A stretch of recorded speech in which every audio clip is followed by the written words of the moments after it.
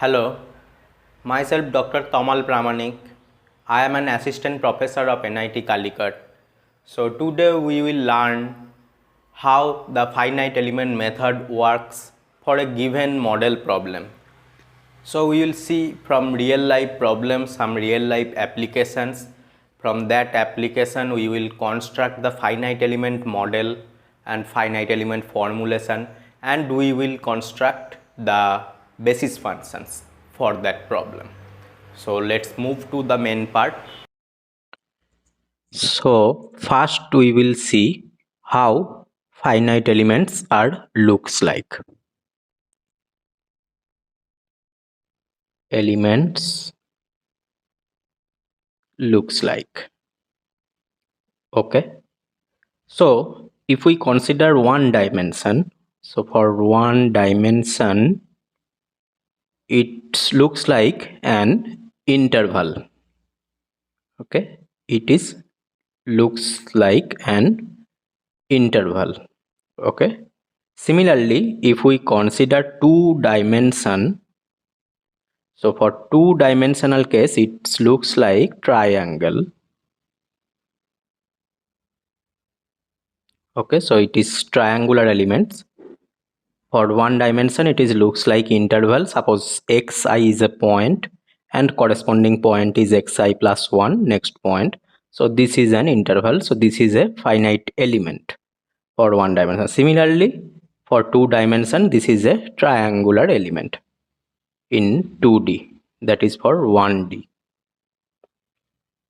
Similarly, in three dimension, it is a tetrahedral element. So tetrahedron.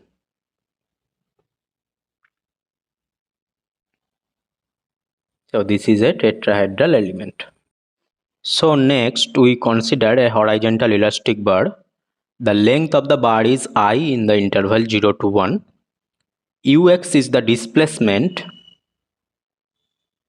Ux is the displacement of the bar at x, any point x belongs to I.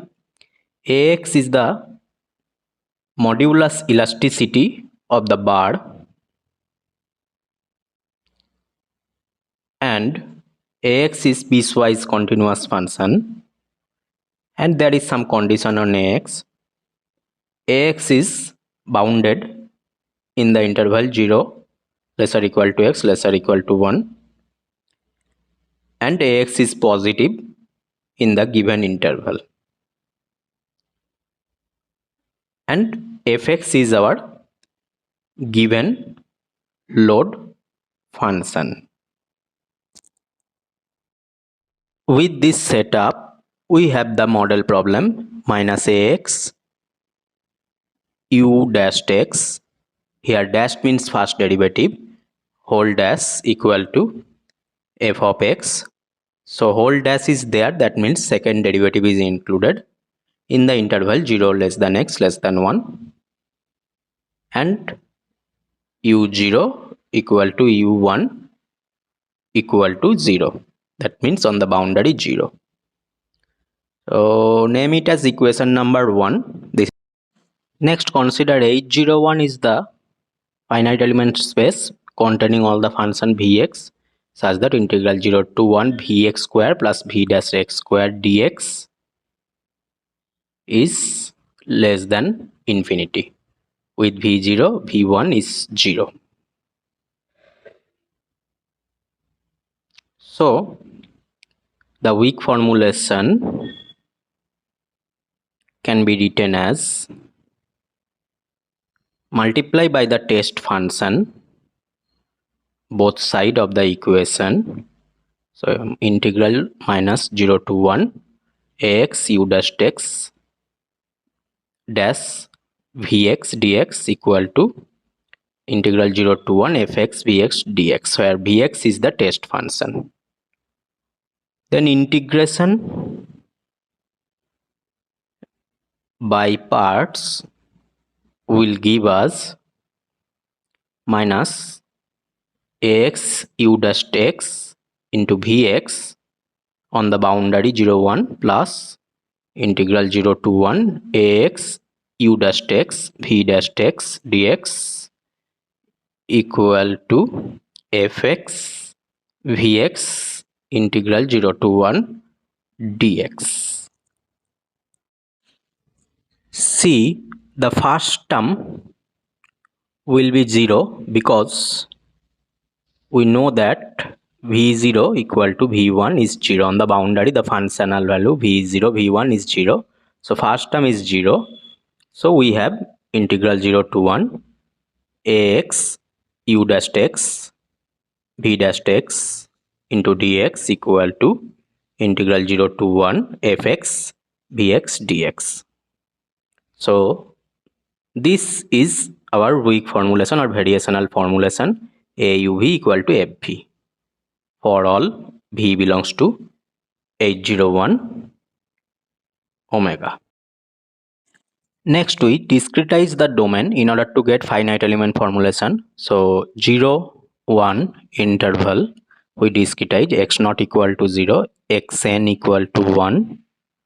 So remaining points discretized as this is x1, xi, suppose xi plus 1. This is our xn equal to 1. So these points, this is xi minus 1. So we take this middle interval xi plus 1 and xi minus 1. So xi minus 1 to xi plus 1 we take. So phi I is the basis function at the point xi. So it takes the value at xi point 1, remaining xi minus 1 and xi plus 1 points is 0. So this is our basis function. So at xi plus 1 this is. So similarly xi plus 1, xi minus 1, this is the basis function. Therefore, we generalize the basis functions on the whole interval as x naught xn, and the whole interval basis functions are looks like this. Whole interval basis function.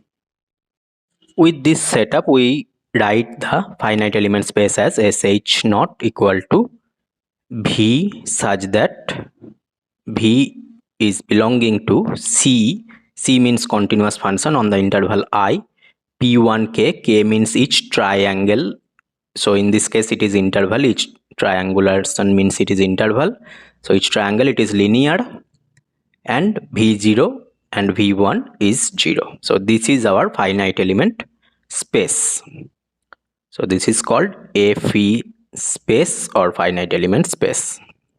Here C means continuous, I means interval, P1 means piecewise linear, 1 means first order polynomial, so piecewise linear, v0 and v1 is 0. So the finite element formulation can be written as a vh equal to f of vh. So find uh from the space sh naught such that for all vh belongs to sh naught it is holds. Hence this can be written as integral 0 to 1 ax uh dash x vh dash x dx equal to integral 0 to 1 f vh x into dx. So this is our finite element formulation for all vh belongs to sh naught. So guys, in this class we have learned that how finite element basis functions and how finite element formulation can be done for a model problem. So next class we will solve the model problem and finite element solution, how to find we will see. So that's all for this class. Thank you all. Goodbye.